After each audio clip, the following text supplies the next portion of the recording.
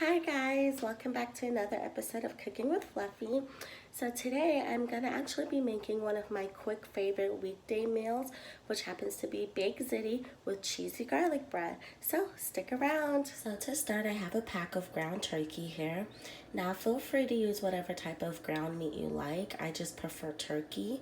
And depending on how much you're cooking, you're either gonna need to use the whole entire pack or half of the pack.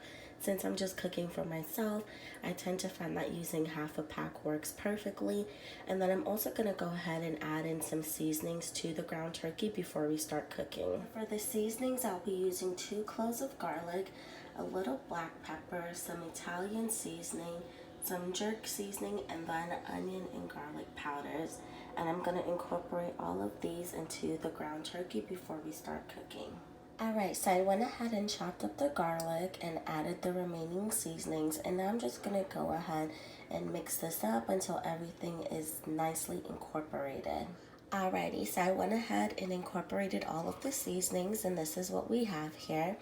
So what I'm going to do is just go ahead and set this aside for a few minutes, and I'm going to go ahead and turn on the stove and allow my pan to heat up.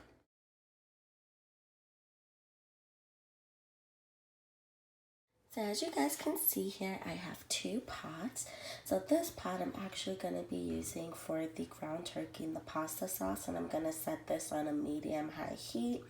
And then this little pot over here, I'm going to be boiling the pasta in, and I'm going to set that on high heat. In addition to that, I'm going to go ahead and turn the dialer on my oven to 350 degrees so that we can allow the oven to preheat, so that by the time I'm done cooking the pasta, I can go ahead and just throw it in the oven. So now that my pan has heated up, I went ahead and added about 2 tablespoons of oil to it, and I'm going to go ahead and let that heat up before adding the ground turkey. So while I'm waiting for the pot to heat up, I'm going to go ahead and also incorporate a few sticks of thyme. I'm also going to go ahead and slice up a few bell peppers and scallion, aka green onion. Okay, so I went ahead and put the ground turkey into the pot, and I'm just going to go ahead and stir this occasionally until it is nice and golden brown.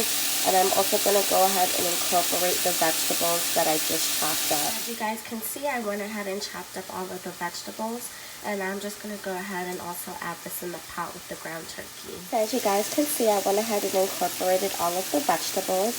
I'm also going to be adding a can of diced tomatoes in this pot as well. And I'll be showing you guys what that looks like in a minute. Right, so we have the pot of water here that has been boiling up. And I'm going to go ahead and add a little bit of salt along with the pasta. And I'm going to let the pasta cook for 8 minutes or until it is al dente. And here's what the pasta looks like. Just some penny pasta. And I'm going to use about half the box. This is a 1 pound box. I'm going to use about half of it and just throw that into the pot of boiling water. This is the can of diced tomatoes that I'll be using, and these are Italian style, so they come with basil, garlic, and oregano. You can use any style that you prefer, or you can just not use the diced tomatoes. I happen to like it as an added texture to my pasta.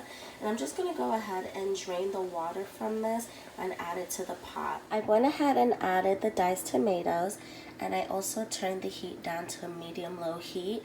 I'm going to cover this and let this simmer for a few minutes, and then before adding the actual pasta sauce, I'm going to remove the sticks of thyme.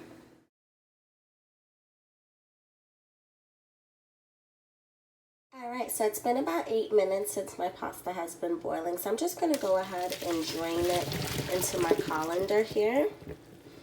Ooh, that's hot. And now I'm just going to go ahead and let this sit to the side for about a minute or so while I go ahead and add the pasta sauce. So my pot here has been stewing, and now I'm going to go ahead and remove the sticks of thyme and add the pasta sauce.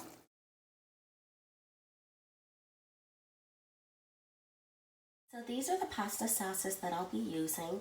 You can use any combination of pasta sauce. This is just what I happen to like. And I'm going to use about half a can of each one. So I have the pasta sauce and everything else incorporated here. Now before you add the actual pasta, this is the time to go ahead and add any additional seasonings that you'll like. I went ahead and tasted this and I just feel like it needs a little bit more Italian seasoning, and I'm also going to add some sugar. I like sugar in my pasta. I think it adds a nice sweet flavor. In addition to that, it also cuts down on some of the acidity of the tomato sauce. So I'm going to go ahead and add those two things and then the pasta.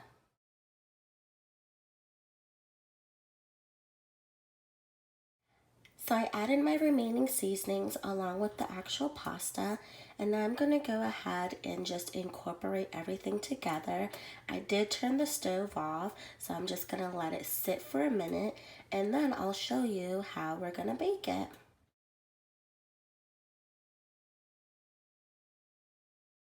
Alrighty, so I have a Pyrex dish here that I just went ahead and lightly buttered, and I'm gonna go ahead and add the pasta to this Pyrex dish, and I'm gonna show you which cheeses we'll be using to top it off. So here's the lovely baked ziti that I went ahead and put into the Pyrex dish, and now I'm gonna go ahead and show you guys the cheeses.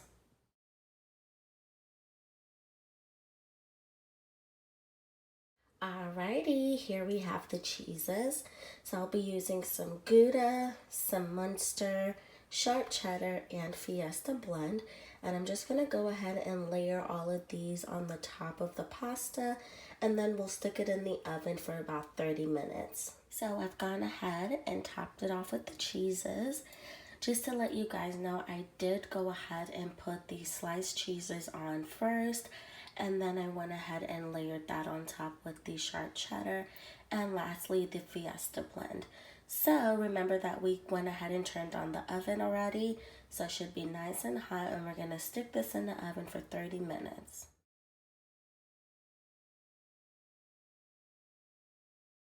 All right. Here we are, 30 minutes later. Oh my God, it looks so good. I can't wait. So now the last part of this is our cheesy garlic bread. And it's the last part because it takes the least amount of time.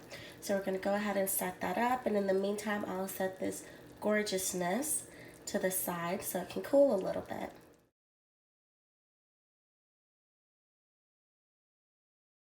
So we have here, guys, some regular garlic toast. Now if you want to go above and beyond and make your own garlic toast, you are more than welcome to do so. However, this is just supposed to be a quick, easy weekday meal, so we're going to go for the frozen garlic toast. Now I'm going to go ahead and add some of the cheese on here, some of the shredded cheese, and that's what's going to make it cheesy garlic toast. They do sell the garlic toast already with the cheese on there. I just prefer to add my own. I don't know, just my preference. And I'm going to go ahead and put 2 slices into this pan here that I have lined with aluminum foil. I'm also going to go ahead and adjust the oven to 425 degrees because that's what the box says to do. Alrighty, I went ahead and added some of the shredded cheese onto the garlic toast. I also added a little bit of garlic powder to each slice along with some Italian seasoning because I'm fancy. And now I'm going to go ahead and stick this in the oven for anywhere from 5 to 7 minutes.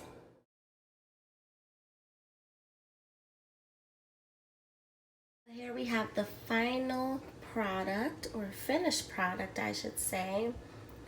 So we have our baked ziti and our cheesy garlic toast, and now I'm gonna go ahead and plate these up, and it smells so good.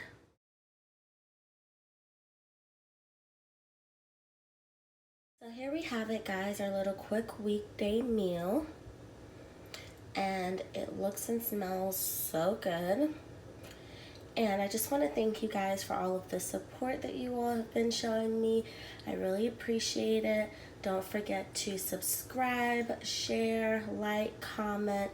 Any suggestions I am welcome to. If there's any meals you guys want to see me do, please hit me up on all of my social medias and let me know, or just comment down below.